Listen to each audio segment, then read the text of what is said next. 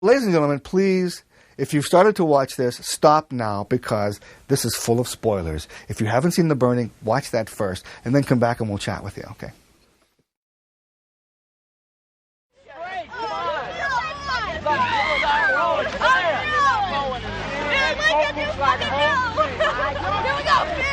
I'm going, I got seaweed.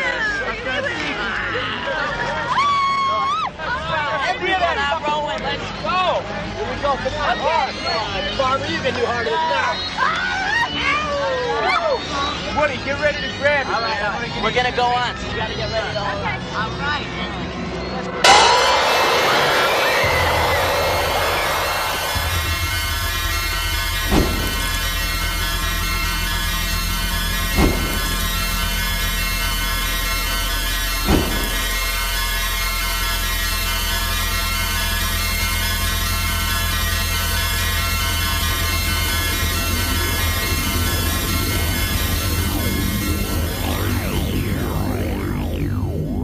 The Burning came right smack dab in the middle, right between Friday the 13th and Maniac and The Prowler and all those great splatter movies of the 80s where I was just going from just killing.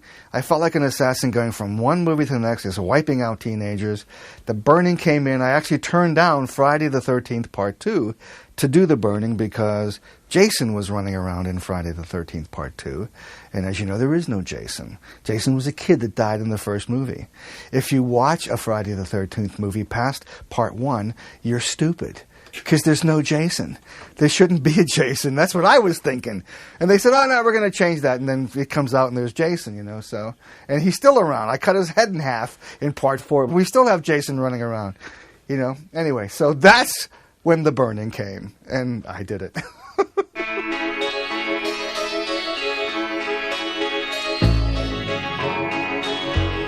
You know, it was the Weinstein brothers, Miramax's first movie. When Harvey came to me, well, I had already done Friday the 13th. He said, you know, we had The Burning before Friday the 13th. You know, we wrote this movie, we owned this before Friday the 13th. Because it's the same kind of plot line, you know, a guy. It's not Jason, but it's Cropsey. And, you know, Cropsey went nowhere, and Jason, we're going to see, you know, Friday the 13th, Part 24. Who knows someday? But it's the premise, you know, a camp guy, people in the camp getting killed. And we were in Buffalo, New York, you know. I remember when we got there, Buffalo, New York, I had to get out of that hotel. I looked up and there were spiders all over the ceiling. Big. I mean, not to someone who has arachnophobia, but these were big spiders in the corners of the room. You got to get me out of this room. Went to a different room, there was like less spiders. And we stayed there for a little bit before we went to North Tonawanda, which is near Niagara Falls, and that's where we shot the movie.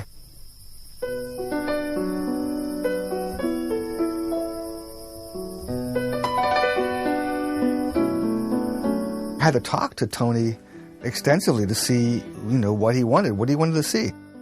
Tony wanted a shot of the legs of Cropsey being set on fire by the skull dropping. I said, I could do that, you know.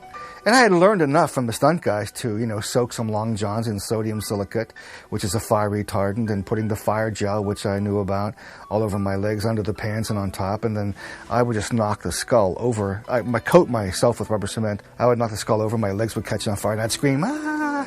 Then when it was time for, when I wanted them to bring the fire extinguisher over, I would just cross my legs. You know, just like, relax, and then they would come over with the CO2 and put my legs out. Anytime, guys. Okay. Stop. All right, let's clear this now. Tony, the next shot we got to remove the bed.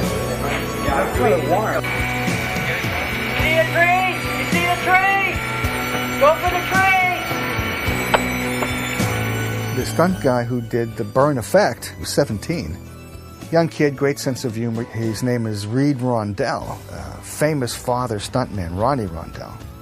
Now, what's funny is, in the house, the little log cabin hut there where that Reed comes out of, well, we set the whole inside of that house on fire before Reed comes up. Because remember, when the door opens, you can see the blaze in there. So I'm in the back, and Ronnie Rondell and Reed are preparing the gag, rubber cement everywhere, you know. And he says to me, okay, you come in. with a torch. I think it was a torch that you will light. You come in and hand it to me, and I will set the house ablaze. Reed will walk up against the house, set himself on fire, and then he will run out and thing. So camera's rolling. Maybe I shouldn't tell you because I'm a real schlemiel here. The camera's rolling. I light the torch. I run in, and since there's rubber cement everywhere, the floor too, I went flip, slip, boom. The torch flew up and lit everything on fire. He grabbed Reed and threw him against the thing, and I'm hiding, and then Reed runs out of the cottage on fire. I never saw it. Luckily, I had somebody taping it, so, don't trust Savini.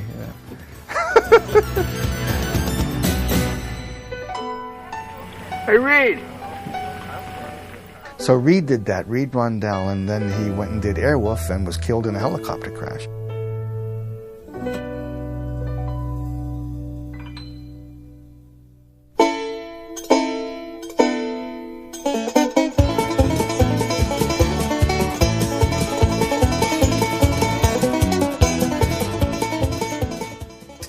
To me, it's different than, when you watch a Friday the 13th movie, please kill those teenagers.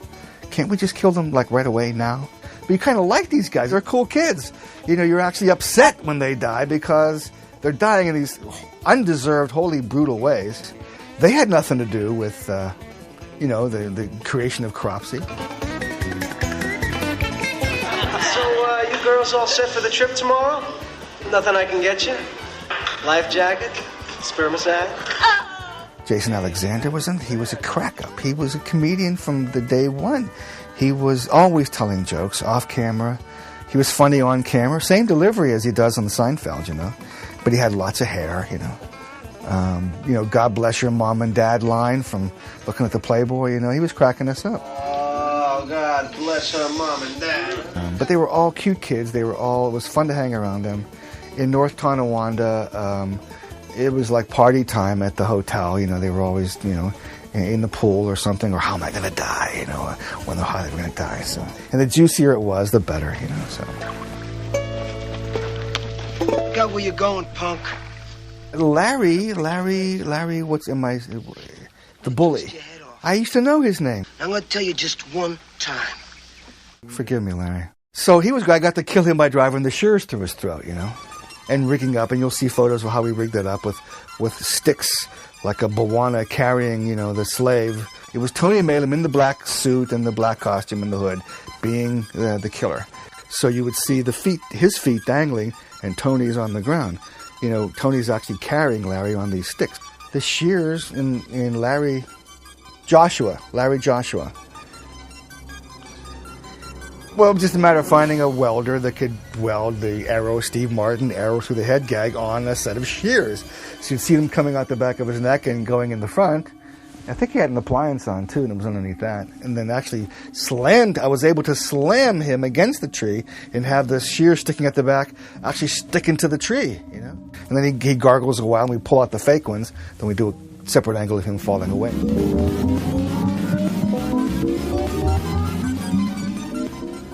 But it was fun. It's always fun. There's no precedent for doing this stuff. The fun was inventing how to do it,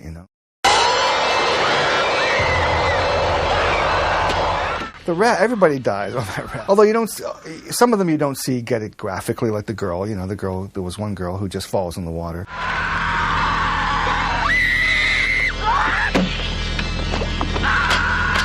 Okay, quiet, please. Fisher Stevens was in that. I cut his fingers off. He was a cool little skinny kid. He was a little kid. Scream. Down. When you look at the behind-the-scenes material of me making him up, I made him up to classical music.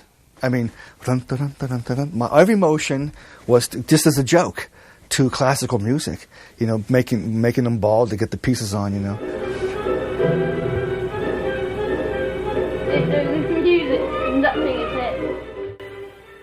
It was a crude makeup that split down his face, just using appliances that I had from other stuff. Slapped them on him, glass eye, We got to the set and they were floored. They were amazed by the makeup on Fisher Stevens. So I know where we're going. I know what we're going to do now. And, the grosser I made it, the better it was, the more they loved it. So I can do this here, right? Action, talk. Your right hand. To your right a bit. That was a complicated one because it involved, a whole misdirection of alignment. But you stand up again and you make a clear exit. All right, here's what we're going to do first, though. I'm going to put this blood in his mouth. Yes. Drive the blades in. Yes. I'm going to leave the blades in after he spits the blood out. I'm going to grab this bottle and splash some more blood in here because we're going from the shot yesterday where he had a ton of blood on. Yes. Dripping. Yeah. Then I'll pull them out. That was cool because, I had discovered this technique from other movies of putting a fake body on a real face. Because, I love to use the real face as much as possible. For Ned, he was kneeling down and his head was through a wall and we attached the fake body there. But it was decorated like the bottom of the boat, so it tilted the camera and it looked like, the boat, so that's how that worked. Okay, quiet please, and... He can't move. He can't do anything. He's trapped with his head, and people are walking around with these shears, and he's helpless. They're getting close to his face with it, and he was freaked. Action, talk.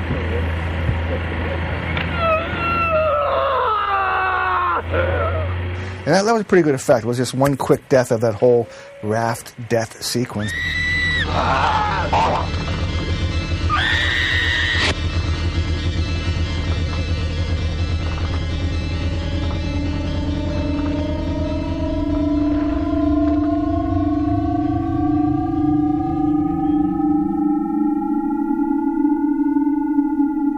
I sculpted Cropsey in 3 days. It was a rush job in a hotel room that became the studio, and we always mess up the carpet, They got us a kitchen oven that was on the back lot, where the production office was. And we made a couple of appliances of Cropsey, and you're going to see how the actor looked under the makeup and with the makeup on in full color and in black and white. Certain things we had to do to him with lace and stretching, so when the mask went on, it kind of fit into the stretched look, I don't think Cropsey's coloring and the physicality of his face is a true burn victim. I mean, the nose tip would be gone, the eyelids would be gone, the lips would be gone, All I did was pull stuff up and stretch it as if... But a burn is a burn. Every burn is like a fingerprint. It's different, So, they painted well, the fake teeth kind of helped, and the false eye and all that, but... I think with the burn victims I've seen since then, he should have looked more like that, I think. But, an artist is never satisfied. A true artist is never satisfied. It's just time is up. And in that case, time was up.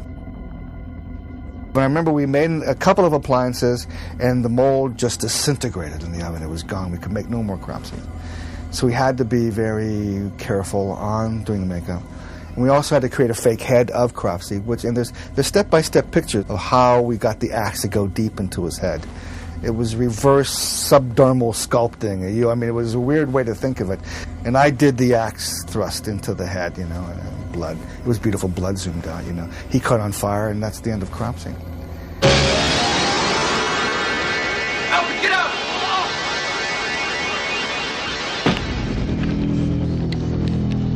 Well, the ending of this movie originally took place in caves. So we actually went into a cave location. Underground, like a mile or so. And I'm a spelunker, so I had no problem. We had lights and stuff, And we laid out string so we could find our way back, So we found a perfect interior cave room, to shoot that whole end sequence in. When we went back, all the string was covered in boulders.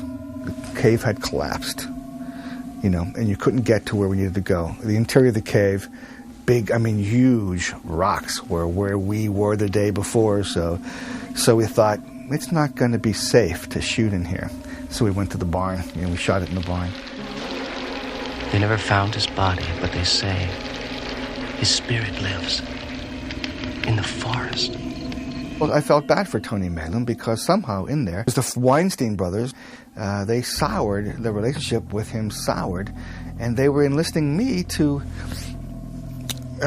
come up with an ending and even direct a new ending to the film. But when I could see what was going on, I actually went to Tony, went to Harvey, all those guys that we were chums and smoking cigars with, and I said, look, I want to leave here with the same friends that I had when I got here, so what do you want?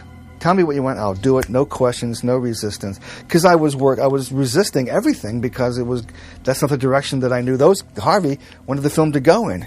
And they eventually re-edited the film at the end to do what they wanted to do, and not what was in the script or what Tony had in mind. Don't move. You're dead! I did the publicity tour for the movie. Harvey and Bob put me on a train to Florida. I didn't get paid. Why did I do it?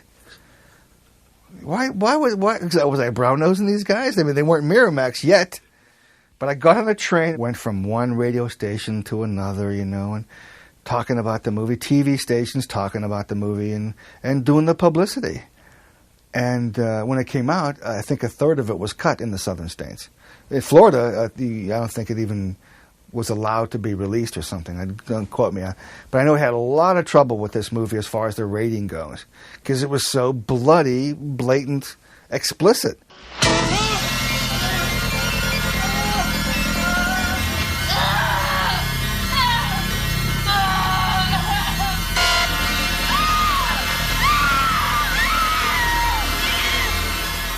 Oh, I loved The Burning. Yeah, I just loved it. I loved it. I loved all of The Prowler, The Burning, Friday the 13th. I loved all that stuff. Because, my dreams were coming true. I wanted to be this makeup guy on these movies and create these horrible deaths, create monsters, and I got to do that. I killed all those teenagers in The Burning and, Friday. But I had a history of killing teenagers, Friday the 13th, Dawn of the Dead, all that stuff, so. But no, it was a great blast, It was great meeting those people. This is another example of you make a movie 25, 30 years ago, and people treat it as if it just came out. It keeps our name out there, keeps us popular, and it'll be something I'll be signing at conventions, I'm sure. If I didn't do this, and we didn't do this little setup here, and I was walking through a video store and saw The Burning, oh my God! I'd grab it. I think everybody will have that reaction, because it is already a legendary film because of rumor and word of mouth, and now it's finally going to come out. Who knows? This might go through the roof. The new splatter movie everyone's been waiting for, Meanwhile, that's 25, 30 years old, so we'll see what happens.